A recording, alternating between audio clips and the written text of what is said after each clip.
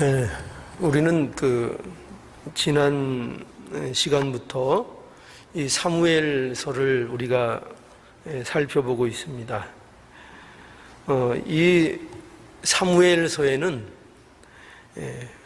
주요 인물이 3명이 등장을 하죠. 사무엘이 등장을 하고 또 사울이 등장을 하고 다윗이 등장을 합니다.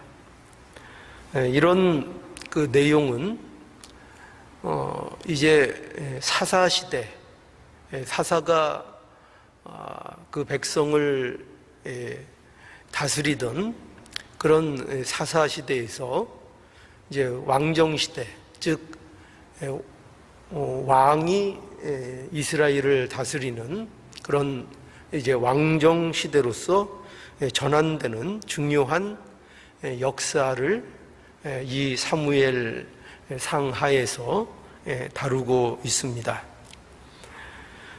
하나님께서 이스라엘을 위해서 다윗이라는 왕을 준비하시고 그것을 이루시는 일을 이 사무엘 상하가 이제 우리에게 보여주고 있습니다.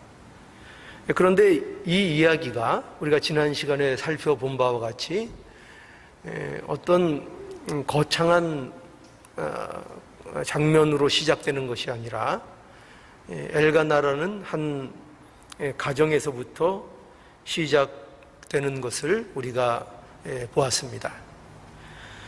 그 시작은 거기에다가 불임이라는 주제로, 불임의 이야기로 그 시작이 출발되는 것을 우리가 확인했습니다. 우리가 거기에서 살펴본 것은 그거였죠. 왜 하필이면 이 불임의 문제가 여기에서 나오느냐. 불임이라는 것은 아이를 가질 수 없는 얘기 아닙니까? 그러니까 생명을 잉태할 수 없는 그런 일입니다. 이 고대 사회 속에서 이 불임이라는 것은 우리가 지난 시간에도 언급했듯이 인간이 해결하지 못하는 대표적인 상황으로 이해되는 일이 바로 이 불임이라는 사건입니다. 그래서 하나님께서 그 하나님의 약속, 하나님의 일을 이루어 가시는 일 중에 그 불임이라는 사건을 성경에서 이제 자주 다루고 있는 것을 이제 보게 됩니다.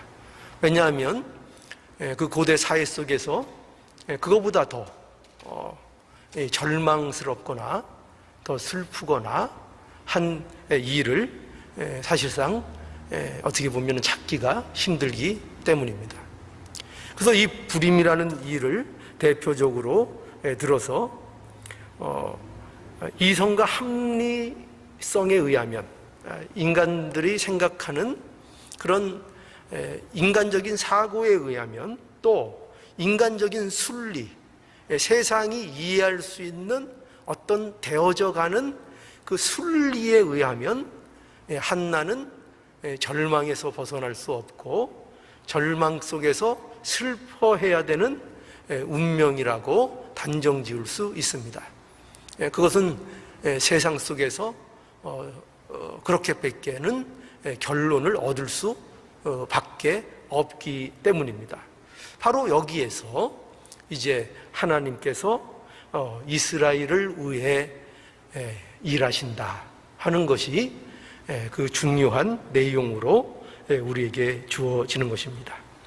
그래서 하나님께서는 이 불임의 자리에서, 그러니까 다시 우리 어떤 현실적인 문제로 전환을 하면 어떤 고난, 어떤 절망, 어떤 슬픔, 이러한 아무것도 바라볼 수 없는 상황과 현실 속에서 한나가 생명을 잉태해서 사무엘을 얻게 되고 그 사무엘을 통해서 사울이라는 왕이 세워지게 되고 또 그 사무엘을 통해서 이제 하나님의 약속하시는 바 다윗이라는 왕을 세우게 되는 일이 벌어지게 되는 것입니다. 그래서 이러한 일들은 하나님의 의지를 우리에게 보여주기 위한 하나님의 말씀이라고 제가 말씀을 드렸죠.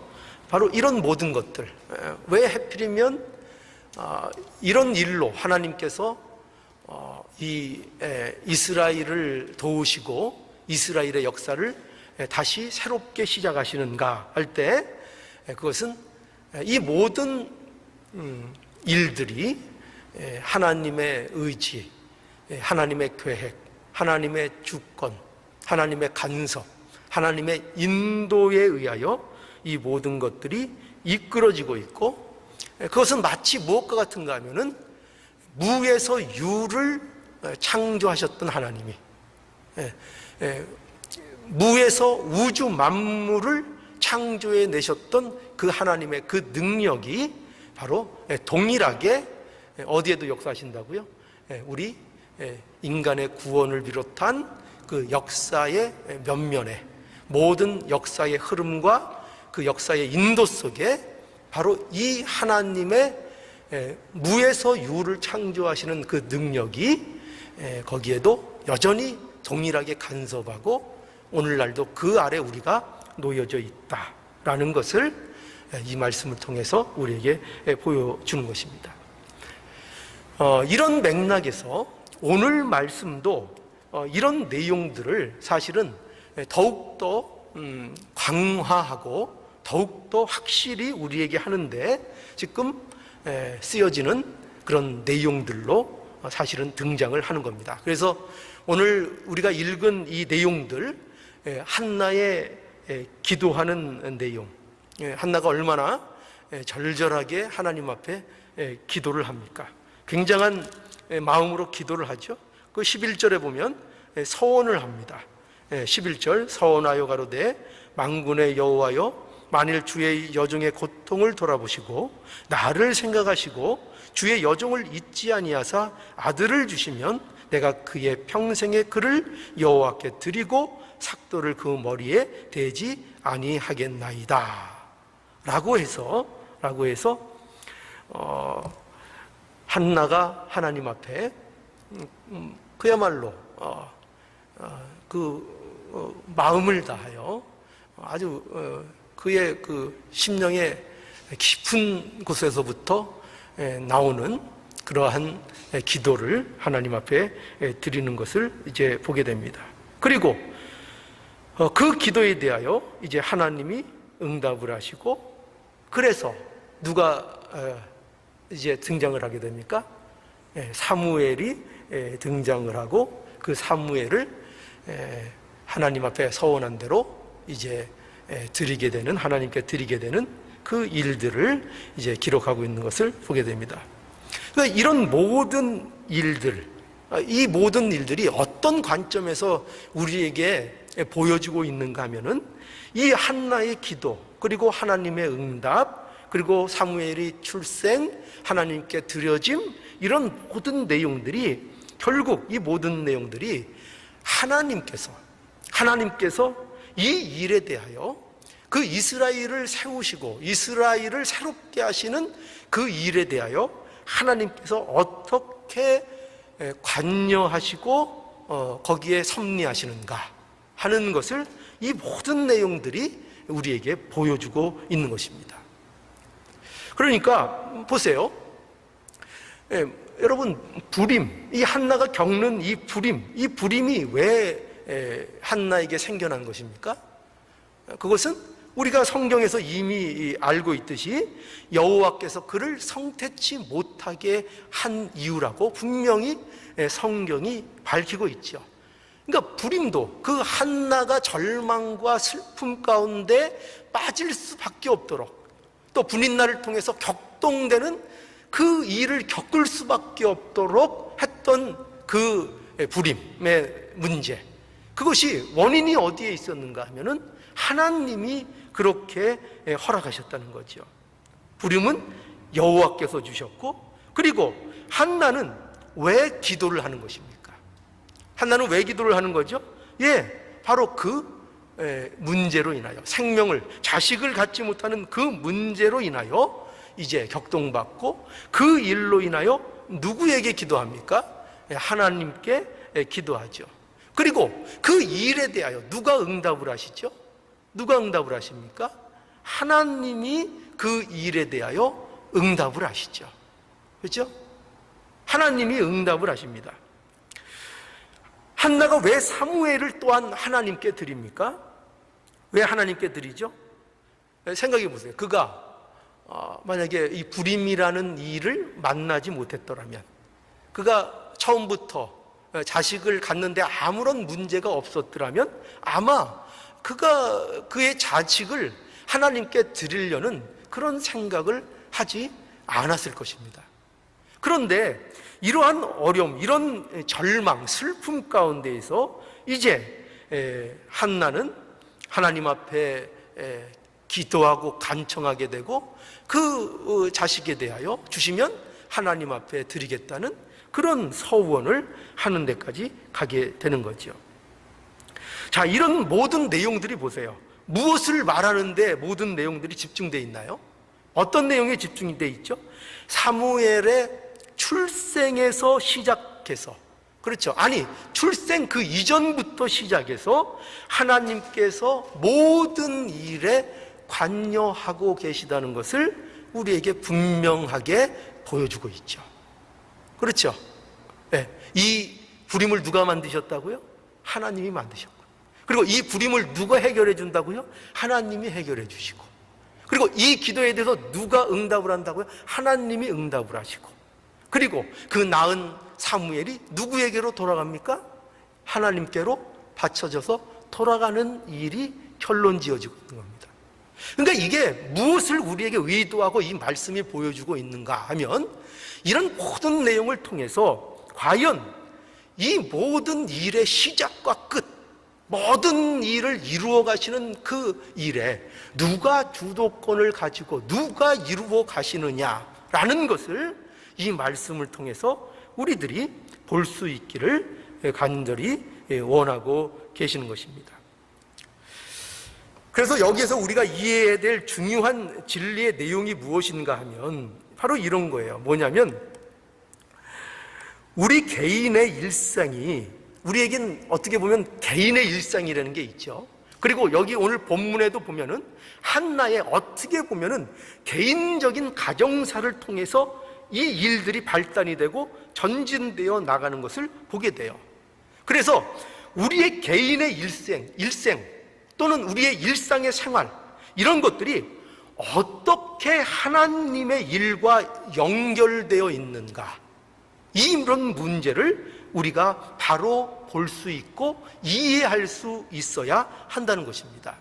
그래서 하나님께서는 구원의 역사를 이루어 가시죠. 하나님이 구원의 역사를 이루어 가십니다. 그런데 이 하나님이 이루어 가시는 이 구원의 역사는요, 단순히 인간에게만 한정되어 있는 구원의 역사가 아닙니다. 그런 구원의 역사가 아니고, 하나님의 구원의 역사는 더 광범위하고 더 포괄적으로, 하나님의 구원이라는 것은 사실은 우주적인 구원이에요. 그러니까 모든 만물, 그 만물까지도 마침내는 하나님께서 구원하시고, 마침내는 새하늘과 새 땅을 허락해 주시는 것이 하나님의 최종적인 구원의 완성인 것입니다. 그건 언제 이루어집니까? 예수님의 재림이 있어야 그것이 이루어지는 거예요. 그런데 그 우리의 구원은, 하나님이 계획하시는 구원은 그런 우주적인 차원에서 사실은 구원을 우리에게 말씀하고 계시고, 그 구원을 이루어 가시는 중에 지금도 있으신 거예요. 그래서 하나님께서는 구원의 역사를 이루어 가시는데, 하나님의 구원은 우주적이고, 그 우주적이라는 것은 인간만 구원의 대상이 되는 것이 아니라 우주 만물이 예수 그리스도 안에서 구원받아야 한다는 거예요. 그래서 그 만물이 통일되어서 예수 그리스도께서 재림하실 때에 이 부패한, 이 타락한 세상이 심판되고 새하늘과 새 땅이 새로운 하나님의 통치가 완성된 그 땅, 그 나라에서 우리가 영원히 살게 될 것을 약속하고 계신 것입니다. 이것이 우주적으로 하나님이 약속하시는 구원의 개념이에요.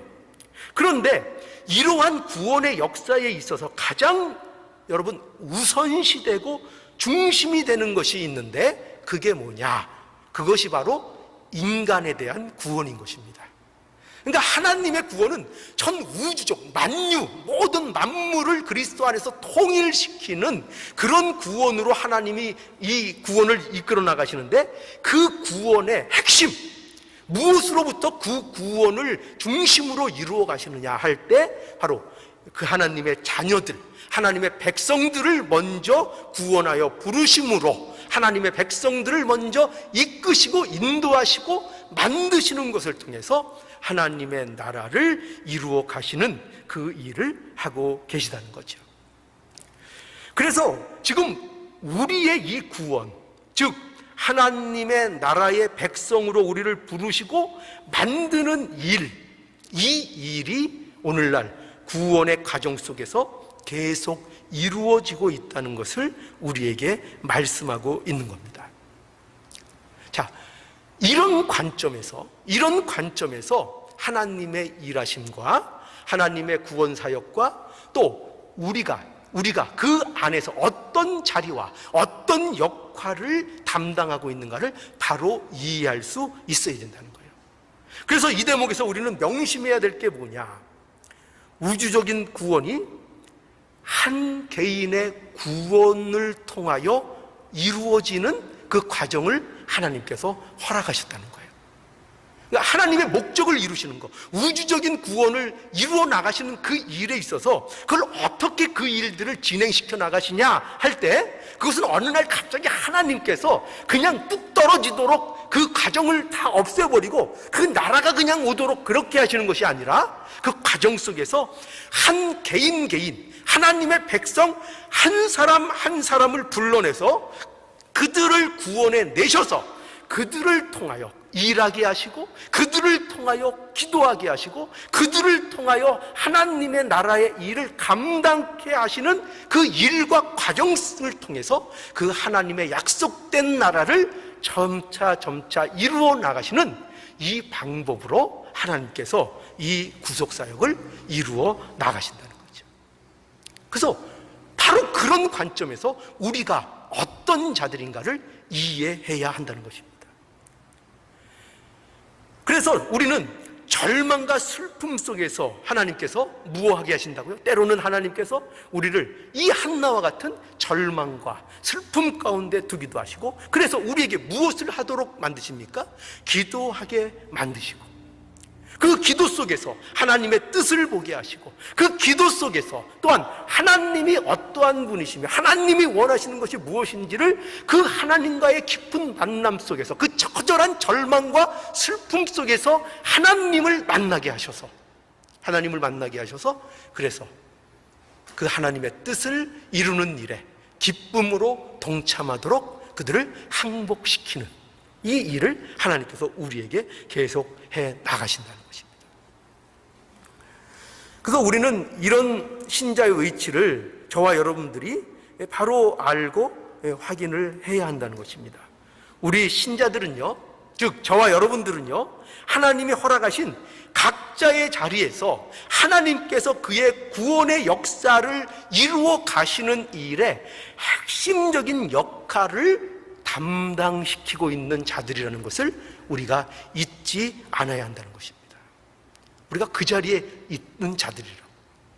그러니까 한 신자의 절망, 한 신자의 슬픔까지도 하나님께서는 하나님의 일에 쓰임받도록 하나님께서 인도하신다는 것을 잊지 마셔야 돼요.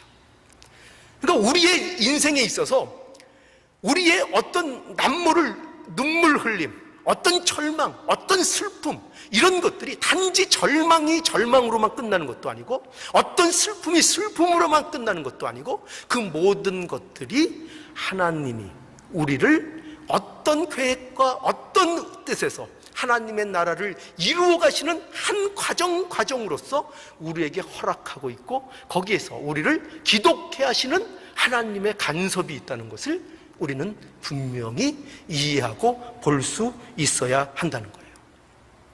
그래서 여러분, 저와 여러분들이요, 만약에 하나님의 나라에 가게 된다면요, 아마 깜짝 놀랄 일이 많을 거예요. 왜, 어떤 의미에서 깜짝 놀라게 되는가 하면은, 제가 한 기도, 하나님, 제가 이렇게 한 기도, 그 기도가 이렇게 하나님 앞에 쓰임받을 줄 정말 몰랐네요. 어떻게 보면은 그 기도는 굉장히 유치한 기도였을 수도 있어요. 여기 오늘 본문에 보면은요, 이 한나의 기도, 우리가 보죠. 한나의 기도하면은 우리는 무작정 한나의 기도가 모범적일 것 같고, 한나의 기도가 무조건 어떤 그 기도의 그 모범이 되는 이런 식의, 또는 한나가 그런 식으로 느껴지지만, 그러나 여기서 우리가 냉정하게 볼 수 있어야 돼요. 뭘 냉정하게 보일까요? 한나가요, 지금 기도하는 것은 지극히 개인적인 문제로 하나님 앞에 부르짖고 있는 거예요. 분인나한테 격동당하는 거 자존심 상한다 이거죠. 슬프다 이거죠. 자식 없는 게 절망스럽다 이거죠. 그가 무슨 원대한 꿈을 가진 게 아니에요. 그가 무슨 내가 사무엘을 낳아가지고 그 사무엘이 다윗을 세우고 그를 통해서 또 사무엘이 다윗을 세우고 그래서 왕조를 바꾸고 뭐 이런 시나리오, 이런 이야기, 이것이 한나에게 이런 시나리오가 있어요? 그런 생각을 꿈꾸고 있습니까? 꿈이라도 그 사실을 알까요? 아니요. 그거 몰라요. 지금 이 한나는 그저 자기의 현실 속에서 아주 현실적인 문제를 가지고 하나님 앞에 기도하고 있는 거예요. 여러분, 우리가 이제 기도에 대한 얘기를 많이 하다 보면 우리가 기도 바르게 해야 된다. 그렇죠? 욕심에 의한 기도하면 안 된다. 뭐 이런 거 우리 많이 늘 듣잖아요. 그죠? 자기 욕심 때문에 구하고 그런 거 하나님 안 들어주신다. 그런데 보세요. 그런데 그런 차원에서 생각하면 이 한나의 기도는 어떻게 보면은 처음에 그야말로 자기의 어떤 개인적인 문제, 개인적인 울분, 이런 것 때문에 하나님 앞에 매달렸던 겁니다.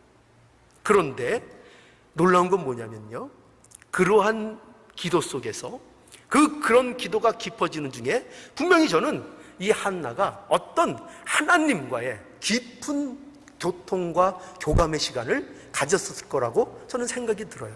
그렇죠? 하나님이 반드시 그렇게 인도하셨고, 하나님께서 그렇게 어떤 하나님의 뜻을 깨달도록 한나에게 그 기도 가운데 역사하셨으리라고 믿어요.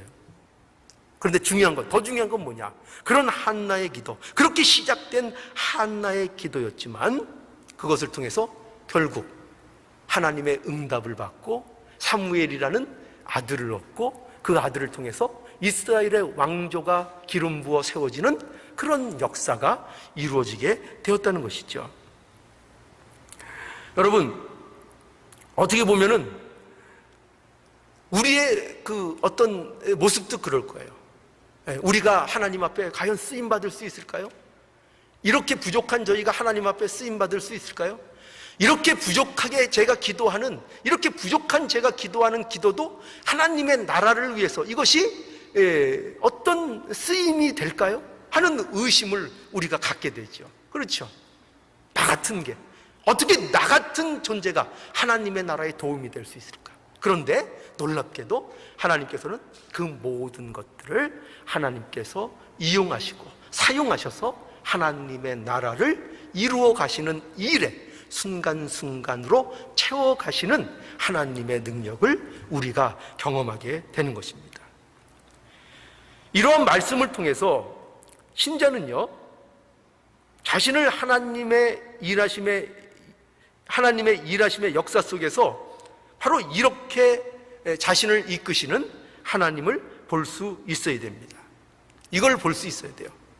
그러니까 우리는 단지 하나님을 만나는 것을 어떤 사건을 해결하는 그런 식의 하나님을 만나는 것이 아니고, 지금 만약에 오늘 본문을 잘못 이해하면 한나가 그랬던 것처럼, 한나가 무엇을 간구해서 그 해답을 얻어서 자기의 필요를 하나님 앞에 간구해서 얻어내는 일, 그 일에 국한돼서 하나님을 이해하고 우리를 이해하면, 그러면 우리의 신앙은 어떤 신앙이 되느냐? 그러면 우리는 필요할 때 하나님 앞에 구하고 하나님은 그것을 우리에게 주시는 어떤 그 속에서만 성립하는 그런 관계가 되는 거예요. 만약에 하나님께서 그 기도에 응답하지 아니하시면, 그러면 그 하나님은 나에게 아무 필요가 없는 그런 하나님으로밖에는 그 하나님이 인식되지 않는 거예요. 근데 저와 여러분들이 삶 속에서 느끼는 건 뭡니까? 경험하는 건 뭡니까? 우리의 기도가 하나님 앞에 다 들어지던가요? 내가 원하는 대로 하나님께서 다 이루어 주시던가요? 그렇지 않죠. 아니, 이루어 주신 것보다 어떻게 보면 안 이루어 주신 것들이 훨씬 더 많은 것을 우리는 삶 속에서 현실적으로 그것을 경험하게 돼요. 그래서 우리는 이런 식의 하나님을 만나면 안 돼요. 내가 무엇을 구하니까 그것에 대해서 응답하는 그 하나님, 내 필요에 의해서 주시기도 하시고 하시는 그 하나님만을 우리가 인식하고 만나면 안 되고, 어떤 식의 하나님을 만나야 되냐면 바로 이 역사 속에서 그 하나님의 일을 이루어 가시는 그 하나님의 하나님으로서의 하나님의 일을 하고 계신 그 하나님, 나의 어떤 요구를 들어주시느냐 안 들어주시느냐로 판단되는 하나님이 아니라, 그 하나님은 하나님이심으로써 그 존재와 가치와 영광이 인정되는, 그래서 이 역사를, 모든 역사를 이끌어 가시고 나의 세세한 것까지도, 내가 절망하는 것까지도, 내가 엎어져 있는 그 순간까지도 다 이용하시고 들어서 쓰시고 하시는 그 모든 우주적인 역사를 이끌어 가시는 그 하나님, 하나님의 하나님 되심, 그 하나님의 본질적인 그 하나님, 그분을 만나야 우리의 신앙에 흔들림이 없이, 우리의 사건과 우리의 현실에 지배당하지 않는 그 신앙으로 나가게 된다는 거예요.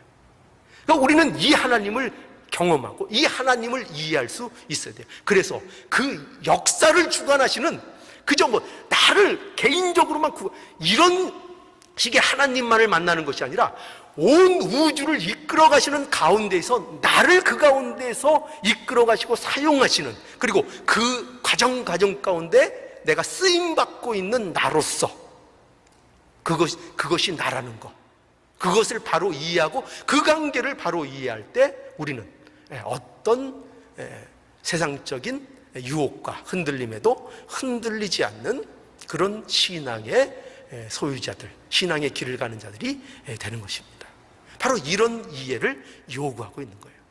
그러니까 우리는 이 한나의 이 사건, 하나님이 그를 어떻게 하나님의 일을 위해서 끌어가시고 그 어떤 상황들을 하나님께서 어떻게 인도해 가시는가를 통해서 바로 그 하나님이 그 능력으로 오늘날 우리도 여전히 이끄시는 그 놀라운 은혜를 우리가 분명히 이해하고 봄으로 인해서 이러한 하나님을 만난 자로서 저와 여러분들이 세상 앞에서 당당하게 신앙생활을 해나가야 되는 저와 여러분들이 돼야 되는 것입니다. 우리는 결코 환경과 조건에 의해서 좌우되는 그런 하나님을 만나고 있지 않습니다. 그렇죠? 역사의 우주적인 그 모든 것들을 끌고 나가시고 만들어 가시고 기필코 성취하시는 하나님의 놀라운 능력과 의지와 그 열정에 붙들려 있는 저와 여러분들의 현실인 것을 여러분들이 인식하시고 그 손에 붙들린 자로서의 당당함, 부족함이 없음을 여러분들이 깊이 마음에 새기시기를 간절히 바랍니다.